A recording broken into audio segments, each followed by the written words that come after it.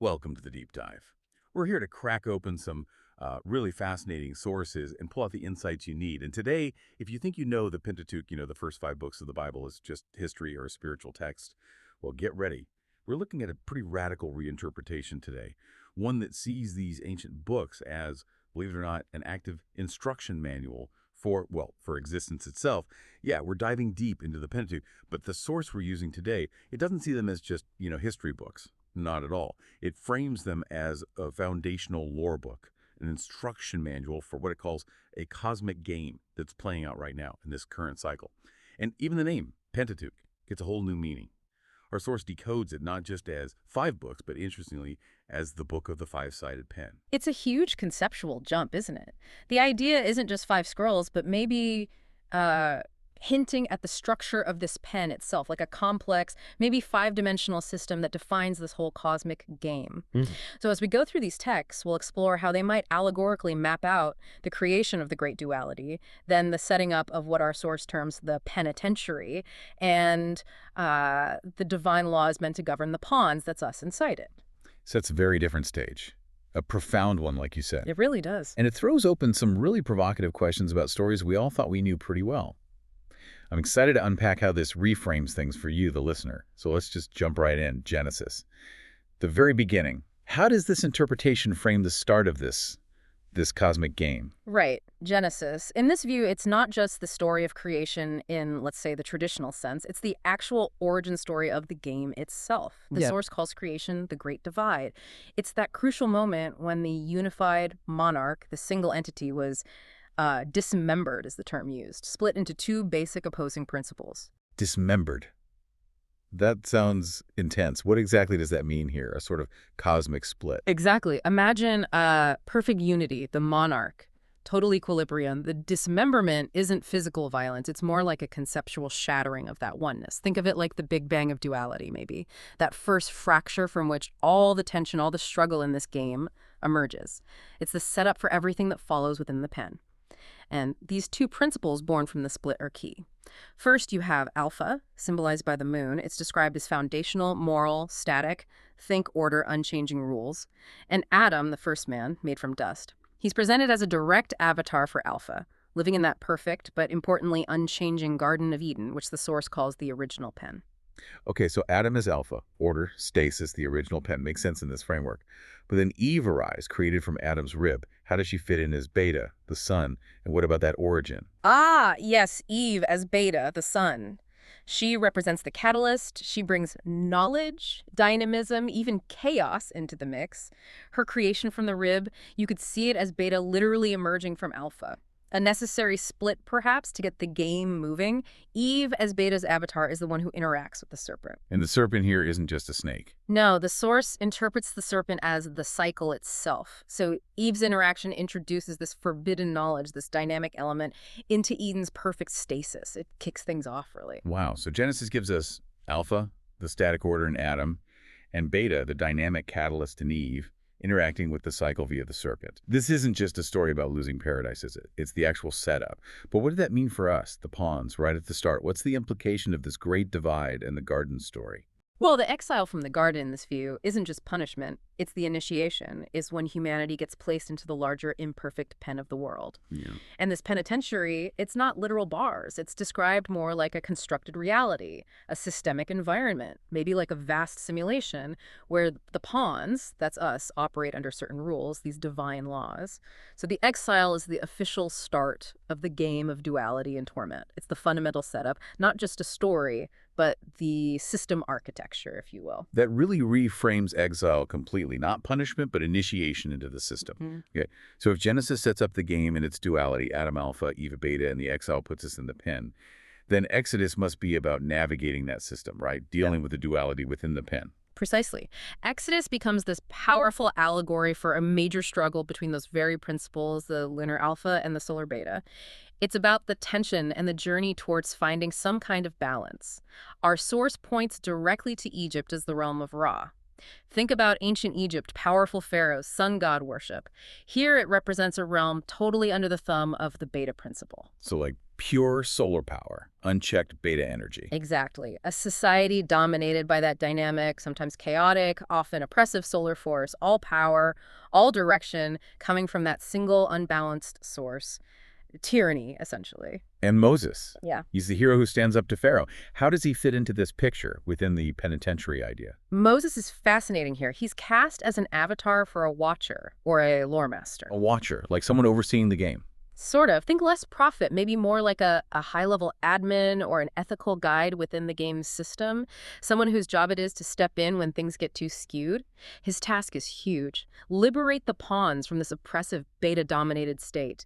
He's there to reintroduce the possibility of balance. Okay, a watcher steps in. This is where it gets really practical for the pawns stuck in this solar tyranny. How do they actually find their way? What guides them out? That's where the pillars of guidance are so symbolic. You have the pillar of cloud by day, that's alpha, the steadying, moral, lunar influence, and then the pillar of fire by night, that's beta, the catalytic, illuminating solar principle. So you need both. You can't just follow one. Exactly the point. The true path, the way through the pen, requires following both principles in balance. It's about integration, not choosing one over the other. Both are essential guides. And that leads directly to the Ten Commandments, received by Moses, remember, on the mountain or the rock tour, as the source points out. These aren't just religious laws. They're seen as the reestablishment of Alpha's moral code. They are, effectively, the new rules for the game within the pen. Resetting the rules after that period of beta tyranny. Precisely. They're meant to bring back balance after that extreme imbalance under Raz influence. It's laying down the ethical framework, the operating principles for navigating this duality going forward. That changes how you hear those commandments, doesn't it? Okay, so Genesis sets up the game, the duality, the pen. Exodus is the struggle against imbalance, guided by a watcher who resets the core rules. So now we have the setup and the initial struggle. But how do the pawns actually live day to day within this pen? How do they operate under these rules? That seems to be the focus of the next three books, Leviticus, Numbers, Deuteronomy. Our source groups them as the rulebook of the pen, the detailed archives for this whole penitentiary system. That's exactly right. These books get into the nitty-gritty, the practical, operational details for playing the game inside the penitentiary. Let's start with Leviticus. All those laws about sacrifice, purity, rituals. The source sees this as a detailed instruction manual on maintaining this pH balance. pH balance, like in chemistry. That's sort of an analogy, yeah. It's about maintaining balance in a world defined by duality. Leviticus provides the rituals, the practices, sacrifices, clean living, dietary laws, observances needed to appease both alpha and beta. It's about preventing the system from swinging too wildly towards alpha's rigid stasis or beta's potentially destructive chaos. Maintaining a functional energetic equilibrium, that pH balance, to keep the whole thing viable. Okay, so Leviticus is the system maintenance manual, ensuring energetic balance. That makes sense of all the detailed laws. What about Numbers, then? It's known for the census, the long time in the desert. Right, Numbers, the census, the 40 years of wandering. In this interpretation, that represents the long, arduous cycle of the game. It's the phase where the pawns are counted, tested, and forced to wander through the spiritual wasteland of the pen. Think of the complaints, the rebellions, the challenges they faced. Those weren't just historical events, then. Allegorically, they represent the trials inherent in any cycle within this dualistic system. Doubt, scarcity, loss, all tests designed to refine the pawns, to make them understand the rules and the absolute need for balance. And then finally we get to Deuteronomy. It's called the second law, right? Moses giving his final speeches before he departs. Yeah, summing things up. Well, according to our source, its real significance is cementing the cypher, this whole encoded system we've been talking about, into a permanent written archive. The cypher isn't just a hidden message. It's presented as the actual key to understanding the penitentiary. Deuteronomy becomes the ultimate system documentation. Like the user manual and the source code all rolled into one. Exactly. Making sure the rules of the game, the operating instructions are preserved, accessible maybe for future cycles or for anyone trying to truly grasp their reality within the pen. It solidifies everything. So pulling it all together, what does this mean for you listening? Genesis sets up the game. Exodus covers the struggle and finding balance.